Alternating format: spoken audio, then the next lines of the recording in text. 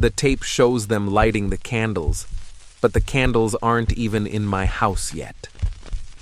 I don't know who recorded it. I don't know when it was recorded, but last night I saw my own living room on the TV, and I saw myself, standing in the center, holding something I've never seen before, smiling at people I've never met. I live alone. A one-bedroom rental, second floor of an old brick building above a laundromat that still uses coin machines. Nothing about my life is exciting. I work night shifts at a small radio station. It's mostly dead air and old ads, and my only coworker is the humming of the transmitter. I don't collect VHS tapes. I don't even own a VCR, which is why it made no sense when I found one on my doorstep last Thursday morning. No note, no return address, just a plain black cassette with no label. I almost threw it out. But something about the weight of it felt wrong, like it wasn't hollow, like the tape inside was thicker than it should be. So that night, I borrowed a VCR from the station's storage closet and pressed play. The screen stayed black for almost a full minute. No sound, no static. Then, a single candle. Its flame didn't flicker, not even once. The frame was wide, but the edges were swallowed in shadow, like the room it was filmed in had no walls. A figure stepped into view. No face. Or maybe the camera just never caught it. They moved slowly, deliberately, placing a small wooden bowl in front of the candle. Inside was water, or something that looked like water. The figure leaned down and whispered into it. I couldn't hear the words, but I swear I saw ripples form, like the water was breathing. Then, suddenly, the candle went out, and the tape cut to black again. I pressed rewind, thinking maybe the tracking was bad. But when I played it back, the scene was different. The same candle, the same bowl. But now, the figure was holding something long and thin, and the water was red. That night, I dreamed about the candle. It burned in the corner of my room, even though I hadn't lit one. When I woke up, my TV was on, snowy static, volume at 0. The VHS was still inside, but the counter on the player read -000714. Negative. Time. I pressed play. This time the figure was closer to the camera. The candle was gone. Only the bowl remained, still filled with that dark liquid. They dipped their hand into it. The surface rippled outward, but not like water. It moved in patterns, spiraling shapes I couldn't name.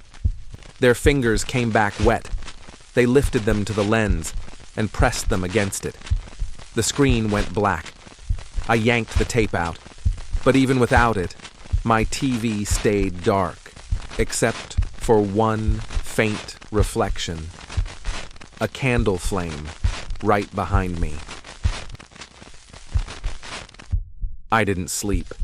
Instead, I sat at my desk, the tape in front of me, the black plastic casing reflecting the streetlight outside.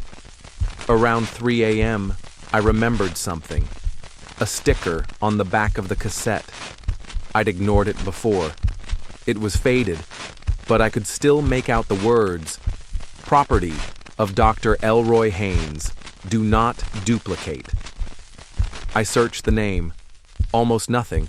Just one article from 1989 about an unregistered anthropology experiment involving ritual reenactments at a site called Blackwood Clearing. The article said no one from the team ever came back. There was a photograph, grainy, black and white, showing a group standing in a circle around a bowl. The photo was old, but the figure in the mask was the same height, the same build as the one on my tape. I checked the date on the newspaper.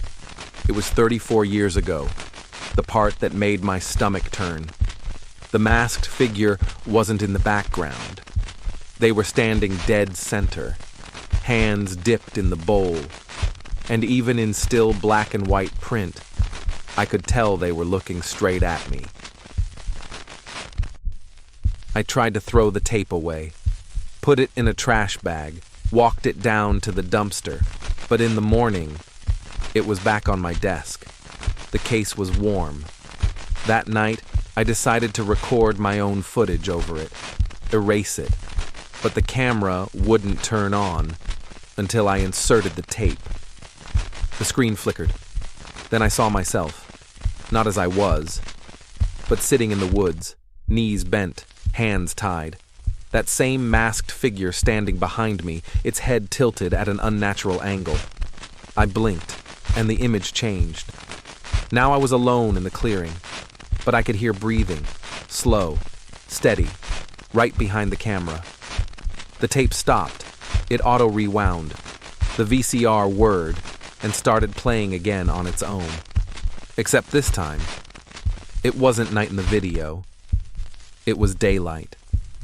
And I was walking into the clearing with the mask in my hands. The camera followed me, though I don't remember holding it. I stepped into the center of the clearing. The mask dangled from my fingers. The air shimmered as if the sunlight itself was bending away from me. I crouched, placing the mask gently on the ground. It didn't stay there. It rose, slowly, as if invisible hands were lifting it. Then it turned toward me. The hollow eyes stared. The jaw moved. No sound came out, but I felt the words inside my skull. Now you're ready. The tape cut to black. For a moment, I thought it was over. Then, the screen lit up again. It was my living room. I was asleep on the couch, and in the background, propped against the wall, was the mask. Only this time, it was smiling.